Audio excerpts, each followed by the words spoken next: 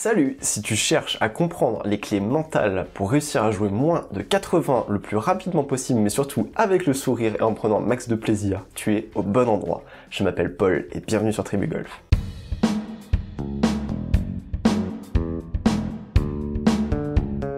Le mental, c'est vraiment la partie qui m'intéresse le plus dans le jeu. C'est pour ça que j'ai passé un diplôme avec Jean-Philippe Vaillant, qui a écrit l'un des bouquins les plus vendus en France sur le golf, qui s'appelle Golf, le mental pour scorer. Et on va rentrer tout de suite dans les quelques grands principes mentaux dont tu vas avoir besoin pour jouer moins de 80. Et surtout, en continuant à prendre du plaisir. Premier principe, tu vas rater des coups. Tu vas rater des coups. Il faut tout de suite que tu te sortes de la tête cette idée que quand tu seras single, tout sera beau, tout sera parfait, tu vas pas rater de coups, ou alors tes coups vont jamais finir dans des endroits absolument catastrophiques. Si, ça va continuer à t'arriver, tu vas continuer à rater des coups. Pourquoi? Parce que être single, c'est jouer 79, c'est pas jouer 72. On a encore de la marge, on a 7 coups de marge, on peut prendre 7 bogeys par parcours. Tu peux faire 7 bogeys d'affilée et quand même jouer 80. Tu peux même faire 8 bogeys d'affilée, un birdie, et ensuite faire que des parts et jouer 80. Donc, tu peux te permettre de rater des coups. Donc, dédramatise le fait de rater des coups. Tout de suite, d'entrée de jeu, accepte qu'à chaque partie, tu vas rater.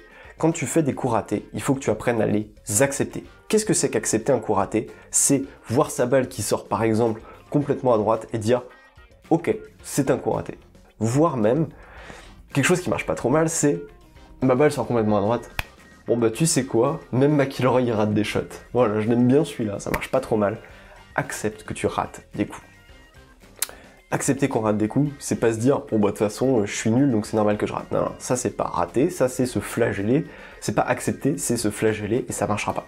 Ce que ça va te permettre de faire, d'accepter tes mauvais coups, c'est d'éviter de tomber dans la spirale infernale. La spirale infernale c'est quoi? C'est je rate un coup, donc pourquoi j'ai raté un coup? J'essaie de comprendre ce qui techniquement s'est pas bien passé, j'essaie de corriger mon swing en cours de partie, hop, surtout pas. Non. On ne corrige pas son swing en cours de partie, on ne cherche pas à comprendre ce qui se passe en cours de partie, on accepte juste que là, on a raté un coup. Sur le prochain coup, on se mobilise complètement, on reprend sa routine, on réapplique ses principes, ses clés de jeu, mais on n'est pas là en train de chercher une solution à un problème de swing sur le parcours, ça ne marche pas. La spirale infernale, c'est aussi « Ah, j'ai raté, donc sur le prochain coup, il faut que je rattrape le coup. » Alors le concept de rattraper le coup, c'est pareil, tu peux supprimer tout de suite.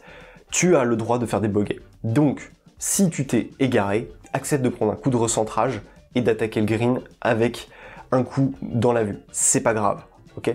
Il faut que tu acceptes que tu vas rater, que tu seras pas parfait, que tu seras pas toujours en régulation parfaite ou en occasion de birdie. Pourquoi aussi? Parce qu'il faut pas enchaîner un coup raté avec un coup stupide.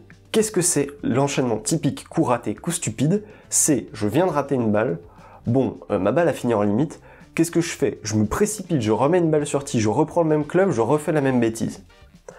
Le coup classique. Alors que je viens de rater une balle, ok, qu'est-ce qui se passe? Je prends le temps, j'accepte, c'est pas grave, ça arrive, je prends le temps, je remets une balle, peut-être je change de club.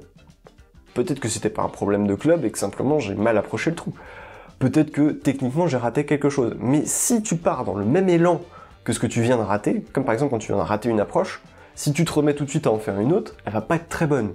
Donc il faut, dès que tu fais un coup raté, reprendre ta routine à partir de 0 et tu joues ta balle de là où elle est maintenant. Peu importe ce qui s'est passé, il faut que tu reprennes de 0. Chaque coup à jouer est à jouer dans le présent, un point, c'est tout.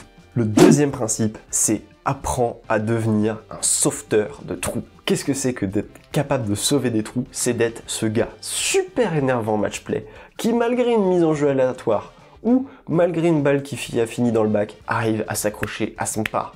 Ou qui, malgré une mise en jeu hors limite, s'accroche, fait birdie, score un bogey sur le trou, malgré son hors limite.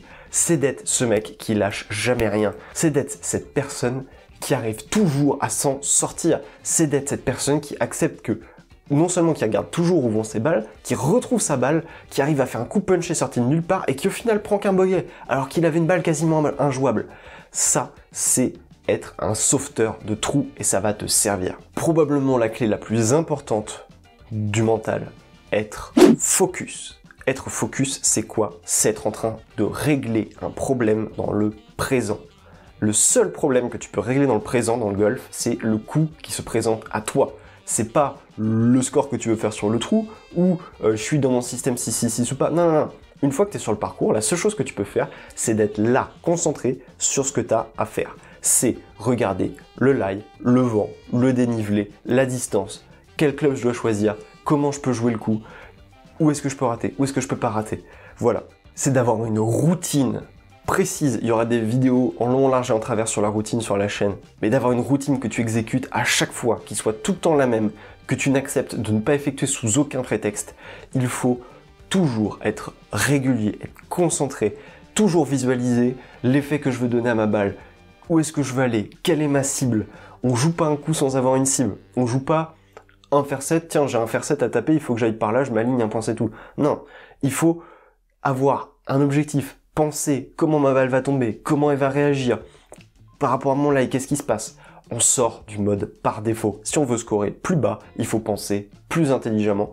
Et pour pouvoir ne serait-ce que te donner la chance de penser, il faut être focus sur chaque coup. Chaque coup est un nouveau problème à régler là, maintenant, tout de suite. Mais aussi, pour réussir à rester focus, ce qu'il faut que tu apprennes à faire, c'est à te détendre entre chaque coup. Parce que si tu es tout le temps là, dans la pression, en train de te demander si tu es en train de tenir ta carte, est-ce que je vais réussir à le faire, est-ce que je vais pas réussir à le faire, ça marchera jamais. Tu te mets trop de pression, tu te mets trop de stress, et surtout plus tu vas t'en approcher, et moins tu vas réussir.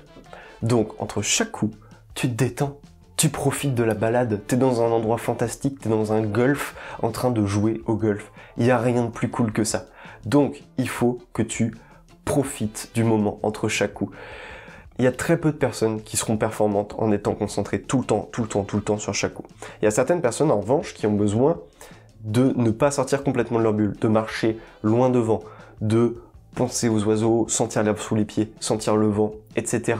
ou de penser à autre chose. Mais certains vont aussi avoir besoin de discuter, de faire des vannes, de sortir de leur concentration. Peu importe, il faut que tu trouves quelque chose qui, entre les trous, fonctionne pour toi. Mais ce qui se passe entre les trous est aussi, voire plus important que ce qui se passe à chaque coup. Et je dis entre les trous, pardon, entre chaque coup est aussi important que ce qui se passe sur chaque coup. Parce que si t'es là en train de te monter la tête, en train de tomber dans une spirale infernale, ou dans une spirale trop positive, oh ouais, aujourd'hui je vais jouer -3, non, non, non, non, ça marchera pas non plus. Il faut qu'entre chaque trou, tu appuies sur le bouton reset. Ce bouton reset, c'est peu importe ce que tu fais quand t'es bien, mais fais ce que tu fais quand t'es bon, quand t'es bien entre chaque coup, et fais-le de manière régulière. C'est ça qui va te permettre d'être focus à chaque coup, c'est de ne pas retenir ce focus en te concentrant trop ou en voulant trop bien faire entre chaque coup, ça te desservira. La quatrième partie, c'est la confiance et l'engagement.